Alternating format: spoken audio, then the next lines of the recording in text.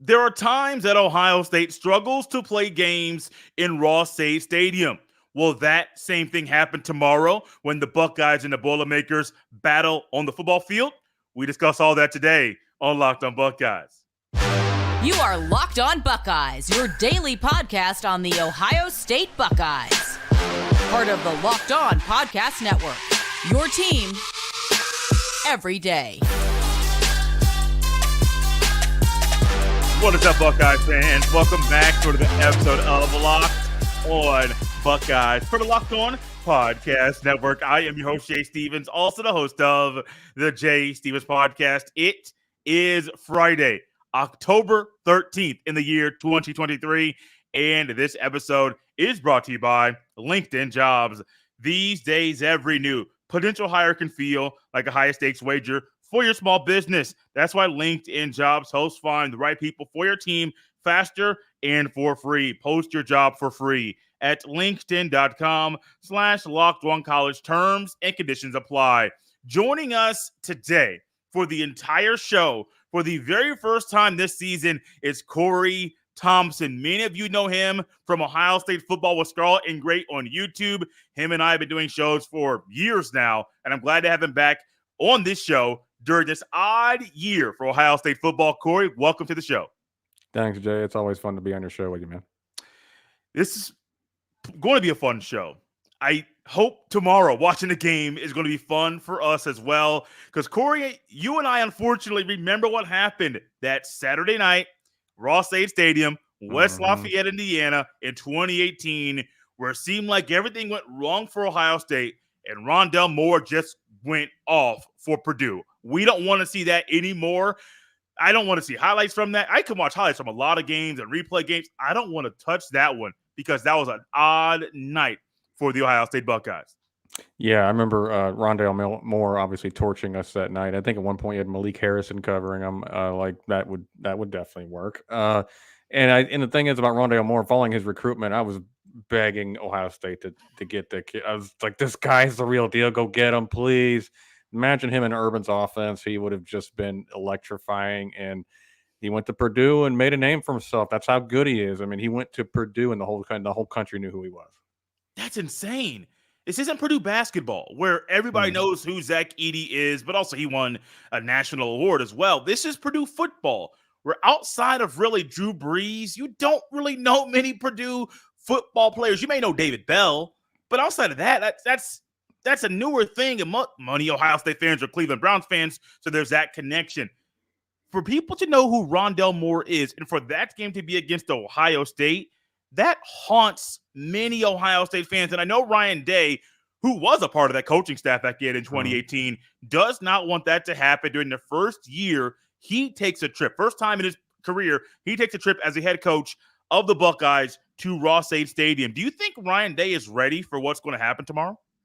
You know, I've done this on my own podcast. I've questioned it because they can say that they're ready all they want, and they do. We're ready for this. Man, it's all fight and toughness and love and brotherhood all week, and gumdrops and gummy bears and rainbows and ponies. But then they get in the game, and Ryan Day is coming out of the game like, what? I don't know what happened that first quarter. And so I don't know if Ohio State knows how to be ready.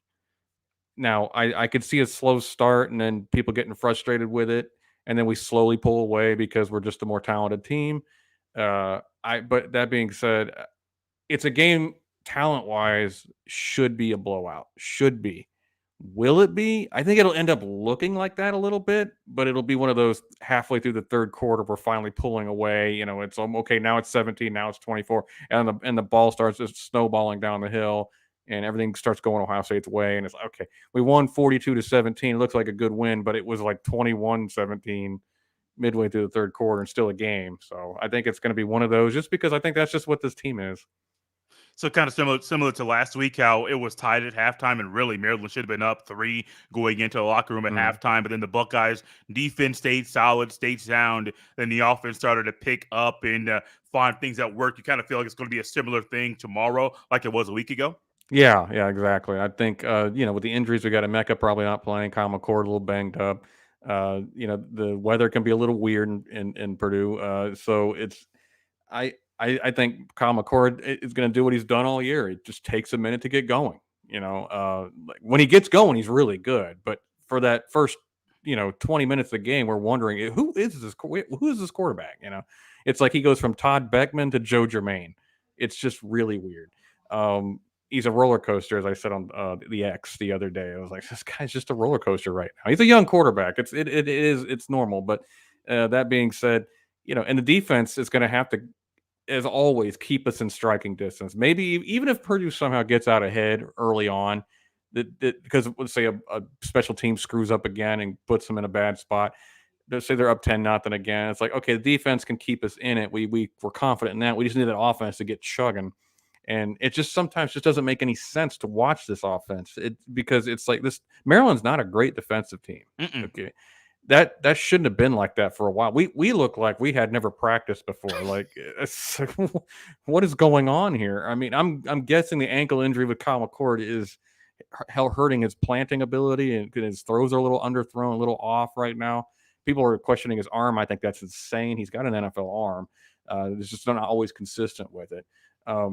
Now, I mean, I just when they say are they ready, I'll believe it when I see it. No, I'm with you, man. I kind of get tired of. I didn't know the show was going to go this way so early, but who cares, buddy? I get tired of hearing the same old. Well, we got to watch the film, or I don't know what happened. Like, and trying to and this isn't the first season. 5 games this year. In the first season, well, we've seen this. I heard it a lot last year as well, and I'm sitting here thinking, why in the world do you not, in the moment or during the game, realize what's going on and here's how you fix it? And maybe you know what's going on, and maybe you realize there's no fix to the issue, but in the moment, in the game, this is the problem. I understand kind of the coach speak to not let everybody know like what the true issues are. But I get tired of hearing the same thing over and over. Like, gotta watch the film, gotta see what happened. He did the same thing. Now, granted, this is actually a wise thing for him to say this at this time. When it was Devin Brown got that more series, couple series or whatever, in the Youngstown State game, 2 or 3 series more than he played against Indiana. And then Ryan Day's like, we got to watch the film. I understand why that way, especially when you're making a big decision about who your starting quarterback is going to be. But some of the stuff we're hearing, like, we got to wait and see, just don't know. There's a good chance you do know. Or if you don't know, I'm kind of confused because you and I can see issues when we're watching it on TV, not on the sidelines. But sometimes we don't hear that from the coaching staff. Yeah, and we got to also realize the coaches aren't just watching what we're watching. They Ryan Day's having to think about 6 million things. Yes, while he's on the sideline, he can't fully focus on every snap that Devin Brown takes or whatever. And so when he says I got to watch the film, I totally get what he's saying. He's like, look, I just got out of the game, we won. Yeah. I got to see the replay. I mean, even guys like you and me, Jay, when we watch the game, we have to go back and watch it again to kind of see what we saw. I mean, because in the moment, you just can't recognize everything. And so I get that. I made a joke to my group chat when I saw that he was being reported by Bill Ravenous and everybody else about Ryan Day saying about the run game this past week. He goes, we have the personnel. We just need to execute it better. I gave that tweet to X or post or whatever to a group chat. I said, I hate it here because that's exactly what I did not want to hear. Is like, well, we have the scheme's good. We had the personnel's good. We just got to coach it and execute it better. I'm like, okay, we're halfway into the season now, Ryan. It's getting worse. It's like, come on. I just don't want to hear it anymore. Because after the Maryland game, he sounded like he was taking an introspective, self-aware statement. Like, maybe the scheme's bad. We got to look at everything. He comes back with a generic coach speak answer. Well, everything's fine. We just got to do it better. I'm like, this is not 1942. It's like, I mean, I don't know. I'm disheartened to hear that because I'm hoping that's just what he's saying to the press, and behind the scenes he's like, this just destroy it and junk it all because we need to start from scratch. Even Ross Fulton respected X and O's guys, Ross Fulton, saying maybe they just need to start over and do something different because this isn't working. We have the personnel. I do agree with that. Matt Jones is a good guard. He's been in what seems like 2018 class, I think, is when he came in. Donovan Jackson was number 1 guard in the nation when we recruited him. Hinsman was a huge time. We got the interior line. Simmons, a little bit, he's up and down. And Fryer's a good run blocker from what I understand. But I will say the 12 personnel doesn't quite work because we don't have a great depth at tight end. But that being said, we have great running backs. I mean, when they said Trevian was out, I don't like seeing Trevian hurt. Don't get me wrong. I think he's a great player. But I was like, well, Chip and Mayan should be able to handle things, you know. So, but 3 yards a carry, that's abysmal. Yeah. Corey kind of dove into some of the issues, some of the things with the Buckeyes offense. We're going to dive into more of those next and some things that hopefully you see improvements in with the Buckeyes offense that's coming at you next on Locked On Buckeyes.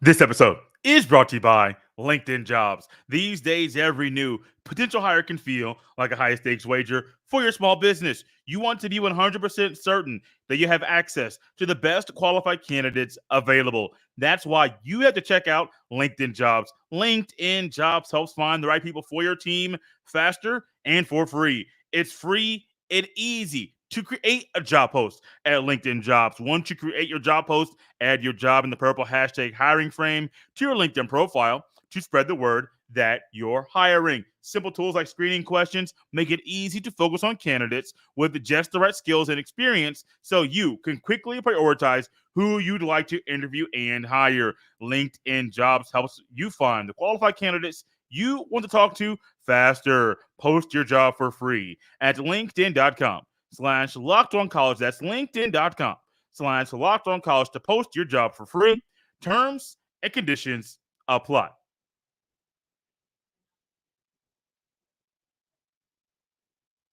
Corey, when it comes to this offense, I get confused watching it. And it's not the 12 personnel, which you mentioned, the lack of tight end depth or not having Mitch Rossi, which that loss has been huge. I do believe, and I first time I even think about this, that loss has been huge to this offense. But when I think about the offensive line and the personnel, I'm not going to say they need to bring backups in and maybe start Luke Montgomery or Tegra Tishabola on Saturday. I'm not going to go that far because I understand there's a gap between starters and backups, especially through 5 games when your backups really aren't playing. And Montgomery's getting 5-6 snaps, maybe max a game. It's really difficult when you go from playing maybe 5 snaps a game to 50 or 60. Like it's a whole different animal. But when it comes to the offensive line, the inexperience, I think, is one of the biggest issues we have seen with this unit. And Hinsman, you mentioned Jones and Jackson and Fryer and Simmons. You mentioned all of those guys. Being a first-time starter at Ohio State's different. Being a first-time consistent starter at Ohio State's different. Especially when you have 3 new guys on the offensive line trying to work things together. Some of the early season issues we've seen with the O-line are some of the early season issues we've seen with Kyle McCord. They're inexperienced. But over the next few games, especially starting tomorrow, we can start to see improvements in communication, getting to the second level, knowing pre-snap, hey, I can't go to my number 1 guy because they're taking it away. Maybe go quicker to my second and third read to get the ball moving down the field a little bit quicker. Some of the inexperience that we've seen earlier this season, some of that could be going away to see how experienced these guys are right now at this point in the year. Yeah, and it's interesting you bring up the read progression with Kyle McCord. I had Dylan Freeman on the show, and he was talking about how sometimes he goes through his reads, believe it or not, too quick, not letting things develop. He's like, okay, Marvin's not even in his route yet or cutting in his route yet, and he's just looking elsewhere. You know, it's like he's getting impatient. That's youth. I mean, and on top of that, that's a shaky offensive line combined with youth of a quarterback, and then we see some of the problems that we have. But I agree with you. We got to start. It's game 6. We got to start seeing improvements in these areas, and we need to see a leader take charge and emerge. And Kyle needs to be that leader. I think he's gotten better as a leader. He's more vocal. He's definitely. I think he's obviously established himself as a starter long ago. And Devin Brown has been class act about it. So I actually appreciate that from Devin. He's a total team player, and God bless him for that because that's tough. That's a really tough situation. And then, of course, I mean, maybe Marvin and Trevian need to be the leaders. I don't know, but Marvin can only do so much if you're not throwing him the ball. Yeah. He's getting double teamed. I mean, we got to expect Purdue with Emeka out to completely focus on taking Marvin out of the game. So other guys like Xavier Johnson, Julian Fleming, Carnell Tate's going to play. We obviously they got to step up, and Kyle's got to trust them. It's just a matter of, well, I don't have a lot of experience with them. I don't care. That's who you got. Trust them. That's who you're going to war with. Trust them. And we got to. What I really want to see, I think the pass game will be up and down as it usually is. But what I really want to see is I want to see that run game start to show some life. Yeah, Jay. I mean, it doesn't have to go for 250 yards. It just has to. Can we start with 4 yards of carry? Can we do that? That's not asking for too much, is it? I mean, no, carry, it's really this is elementary school stuff. Like, hey, you're the running back, 4 yards of carry. This is what we need from you. But I'm with you when it comes to the running game. I wish Ryan Day didn't say they're trying to redshirt Dallin Hayden. I really wish he didn't say that. I understand, and that's one of those times I'm like, Corey, you and I want Ryan Day to just say, be honest a lot of the time, not use coach speak. I wish he used coach speak, because there are times when I'm watching football and Trevion's out, and I think he's expected to play tomorrow. So let's just say he's playing. I'm almost tempted to leave him out just to hold him for Penn State if he's not that healthy. I mean, so we'll take him out for this example. If Henderson's out, Chip's your starter. I still think Mayan's banged up. I don't think he's been healthy all year. I like Mayan a lot, but he's always banged up. Yes, it's because it's always his physical style of play. I mean, you saw what he did against Maryland. He puts his head down, he just barrels you. So if Chip is the guy, because Henderson's out and Mayan's, I'm going to say banged up, because he literally he is. Why don't you play Dallin? I don't understand why you would hold him out. I understand like another year of eligibility, but if it's win or lose, you put number 5 in the game and let him cook. Corey, I went back earlier this week, and I don't normally check backup stats. He had 5 touchdowns last year, over 500 rushing yards, played in 10 games, 3 games over 100 rushing yards. In the game, was that against Maryland? One of the games at the end of the season had 146 rushing yards. That was Maryland. Yep. Which was Maryland. So I'm sitting here like, if he did this during his rookie year, during a year when all of your guys are banged up, and you got guys banged up once again, why don't you play him? Like, throw the red shirt idea out the way. If he's one of your best guys, you have to play him. But that one decision, it might not hurt Ohio State tomorrow, but it might hurt them down the road if Mayan doesn't get healthy, if Trevion's still banged up, if Chip's the guy, and you bring in a really inexperienced Evan Pryor, that could really hurt the Buckeyes offense. Tomorrow, I would love to see Dallin.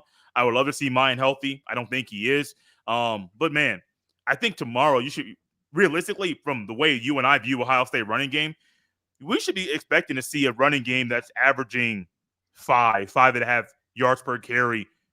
That's just a sign of them to figure things out on the ground. Now, realistically, if in a really good year, probably 6.5 yards per carry, because Purdue's not good. But just kind of get our feet wet. I'm going to go above 4.5. Give me 5.5 yards per carry, and make Kyle McCord's job easier. Exactly, and that's another thing is he's such a young, inexperienced quarterback. I mean, he had, I think, like somebody counted it 20 pass attempts last year. Kyle McCord did as a backup to CJ, and this is one little issue I've had with Ryan Day. Now, look, I fully admit he has forgotten more about football today than I'll ever know. Yeah.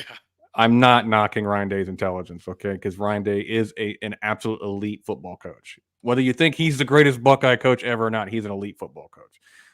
But I always thought you don't really develop the younger quarterbacks' game experience as well.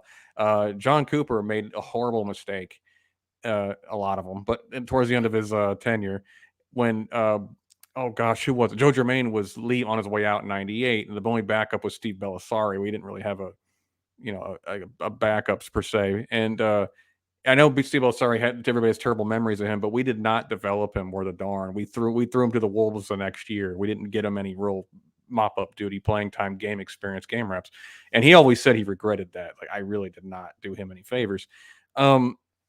I don't think Ryan Day does that very well, even with CJ. And I mean, could you remember CJ playing hardly at all on Justin Fields' senior season or junior? 2020? Yeah, junior season. CJ played very little, very, very little. No, dude, I think it was was it 2019?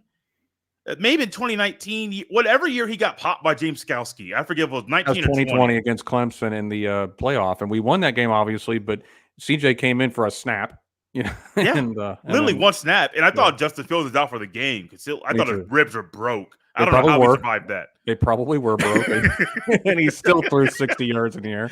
By the way, shout out Justin, keep it going in the NFL, brother. Yeah. Keep it Yeah. going. We're all rooting for you. But anyway, I've never felt like Ryan's been that great about that aspect. Not to say he can't develop quarterbacks. That's just silly. But I always wish he'd get him more game time. But Kyle, the young guy, not a lot of game experience last year, coming in this year. And now we figured we could have this powerful run game we could lean on and let him develop. That's not the case. So, Kyle, we're going to have to advance your study, and you're going to have to get better faster, or we are not winning the Big Ten. And Michigan looks like a monster right now. And don't get me wrong, we can beat Michigan. I don't want to hear this naysayer crap. I've seen years pass. 2004, Tressel's 6-4 going into the Michigan game, and we trounced them, and they were a top 10 ranked team. I don't want to that game. You never know. I don't want to hear it. So people are talking about it now as if we're playing it tomorrow. But we gotta get Justin Fry and Ryan Day on the same page as far as the run game is concerned, and it's just got to start working. They have two conflicting scheme ideas and how they like to run it. And either let Justin cook and let him call the run game, Ryan, or you completely tell Justin to teach it this way, because you can see in the game they're doing two different systems half the time. Very confusing. One thing Corey and I have not touched on very much yet is the defense of Ohio State and what we might see from them tomorrow against Purdue. We'll both dive into that next on Locked On Buckeyes. This episode is brought to you by our friends at FanDuel Sportsbook. Snap in action this NFL season with FanDuel, America's #1 sportsbook. Right now, new customers get $200 and bonus bets guaranteed when you place a $5 bet. There's $200 in bonus bets, win or lose. If you've been thinking about joining FanDuel, there's no better time to get in on the action. The app is so easy to use. There's a wide range of betting options, including spreads, player props, over-unders, and more. So visit FanDuel.com/LockedOn. Once again, that's FanDuel.com/LockedOn and kick off the NFL season. FanDuel, official partner of the NFL. Corey, this defense to me has been better than advertised, better than I thought it was going to be this year. And with that being said, tomorrow can be a repeat of what we have seen through the first 5 games of dominance at times. Not completely, but dominance at times tomorrow against Purdue. Defensive line, let's start there. Don't have much time yet left on the show, but on the defensive line, who do you think is a player you're watching that needs to be big for the Buckeyes? Well, JT needs to continue his great play. I mean, it's not even just sack numbers. I mean, what people don't realize is, I'm sure people realize, but he's just dominant in the run game. He's dominant on the edge. He's putting pressure on the quarterback. He's been all over. He's making big plays when we need them. He comes up big. He's our best defensive lineman, obviously, and he needs to keep playing that way. We need him to keep developing. He is the Cam Hayward of 2022 or 23. But a guy, we need that interior line to keep messing up the offensive line. Tyreek and Mike Hall keep going, getting after it. You guys that swim move by Mike Hall last week was sick. That was sick. He literally juked him and then shoved him. And I'm like, Mike, you just embarrassed. That guy's got a family, Mike. Come on. It's like, dude, I saw him in so my wife and I went to the Indiana game. I think it was Indiana. No, Western Kentucky. We went to both games. We went to Western Kentucky. We're leaving the stadium. And we're standing there, happen to be standing there where the parents are. One of the two. I forget which one, bro. But one of the two, we're at the game. And we're standing there where the parents are looking at talking to the players, and players coming out the locker room, and we're both just sitting there, and she's looking. She loves Tommy Eichenberg, so she's looking for Eichenberg, and where's Ike? Where's Ike? And to my right, I see Mike Hall. I'm like, you are not big enough to be a defensive tackle. Like his face, slim. Like you would not look at him and say, "Oh, yeah. No, none at all." You're like, "No, you don't play D tackle. No, you might be maybe something on offense, maybe more of a fullback." Dude, his body type, not ideal, but his play is in what Ohio State needs tomorrow. For linebackers, so let's go to this quickly because I know there's a lot of people saying CJ Hicks needs to play.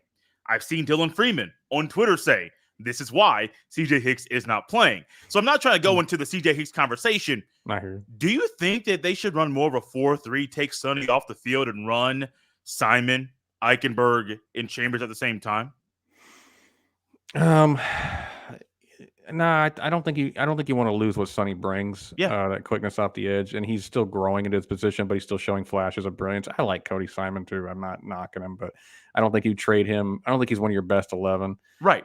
So I think he keeps Sonny on the field because he can play that linebacker role on top of being that slot safety. Maybe he's not ideal in a slot safety position where the receiver's 5'10" and can move in a phone book, but I'm sorry, in a phone booth, but phone book. Wow. Yeah, wow, that's a blast to the past. Yeah, phone booth is too, but nobody knows what those are anymore. I know. The only reason why people know what a phone booth is because that phrase. But anyway, that being said, but I think you got to keep Styles there. He just that overhang safety position is just too important. Not that I don't think that's not what he plays. He plays that slot safety, but I think he's just too important for the run game. But that being said, you might see more of a Jahad Carter or somebody in that position this time around. I've been wondering where he's been, man. He's playing. He's just not flashing. Yeah. And I still think he's going to be good eventually, but he came off that injury in fall camp. But, yeah. I mean, I don't know. Simon's good spellings, Tommy Eichenberg now and again. And the linebackers just got to get better right now because they get a lot of tackles, but they're not playing exceptionally well right now. I only mentioned that conversation early about Styles off and then those three linebackers only because Jim Knowles said, and I'm not going to say this word for word, it sounds like Jim Knowles wants to play Cody Simon more and finding areas for Simon to come on the field. Yeah, you could run a 4-3. I don't really think it's the best way to utilize those three guys specifically. But if you do that, then Sonny comes off the field. If you take Sonny off the field, you do lose a lot because he's been pretty good, way better than I thought he would be during his sophomore year. When it goes to the secondary, tomorrow, my eyes are where they are always. I'm watching Proctor because he can be sometimes unpredictable. Sometimes he's amazing while being unpredictable. But I'm also watching Igbenogson because he's getting picked on a lot, mainly because you can't throw to Denzel Burke's side. That's what he's shown us. So my eyes are on Proctor. Do we get the good Proctor, the amazing Proctor, or, oh, don't do that. Oh, wait, that was a good play, kind of Josh Proctor play. And I'm also watching Igbenogson. Don't get a penalty. Like, you could avoid so many pass interference penalties. Don't get a penalty and continue to be a really good corner. Who are guys in the Buckeyes secondary you're watching? Always watching Proctor. I'm so happy for him. I wrote him off. I did too. Yeah. I was ready to say either transfer or go to the end. Try something, just not at Ohio State, because I was so unhappy, not pleased with this play, and he apparently proved both of us wrong that 100%. He can't do good things on the football field in Columbus. I love him. I'm happy for him, man. Perry Eliano deserves a ton of credit. He has turned those safeties around.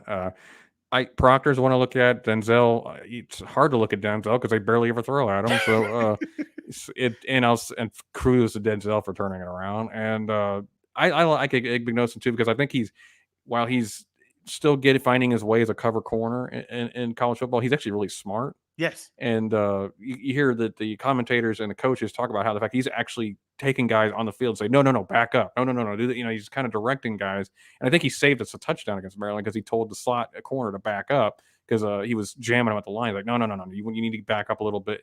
And it ended up being, he recognized the route. And apparently we were able to cover the route as a result. Proctor's experience, obviously he's intelligent on the field. Sometimes he's a little too aggressive, but I'd rather that than be too passive. Yes. So I could see us we're starting to get turnover happy. We're playing more zone and playing bend but not break, so we're keeping people in front of us, and it's leading to turnovers. Lathan Ransom is another guy we got to watch. Oh my gosh, that interception against Talia! I swear, even in the replay, I was like, "Where is Latham?" Because he's hiding in there. Yes, it's like he completely baited Talia into that. He's so good, man. Guys, we're up out of time. We got to get Corey back on the show. A little bit more chit chat than just two Buckeye fans and talking heads. I want to say just talking ball and talking shop.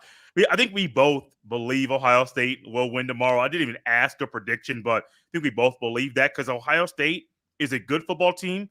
If their offense shows improvements, they can be scary throughout the rest of the season. If they don't, it could be a loss. Not tomorrow at Purdue. I don't think they're going to lose at all. It could be a loss the following week. It could be a loss against Wisconsin. Like, there are games the Buckeyes can lose if their offense does not improve. But their defense is playing really good ball. Do you have any last comments you want to leave the people with before we close up this show? Yeah, going forward, you may have to expect a defense that just keeps us in striking distance and an offense that has to get it done late. I mean, I'm sorry, that's just kind of what this team might be this year. It is. Corey, people can follow you on Twitter at ScarletGreatCT. You can follow me on X, both of us, at JStevens07. Send all of your emails to me at jstevens317@gmail.com. There will not be a post-game show tomorrow. I will actually be at the game with my wife, and we'll be enjoying another Buckeye game, probably in the rain. It's not ideal, but it's what you do when you're a football fan. There will be a show coming at you Sunday morning, and then regular scheduled shows coming at you next week, Monday through Friday, beginning of the week, recapping the Buckeyes game against Purdue. The end of next week, looking ahead to the game against those pesky Penn State Nittany Lions. This has been Locked on Buckeyes on Friday the 13th. I'll see you next time.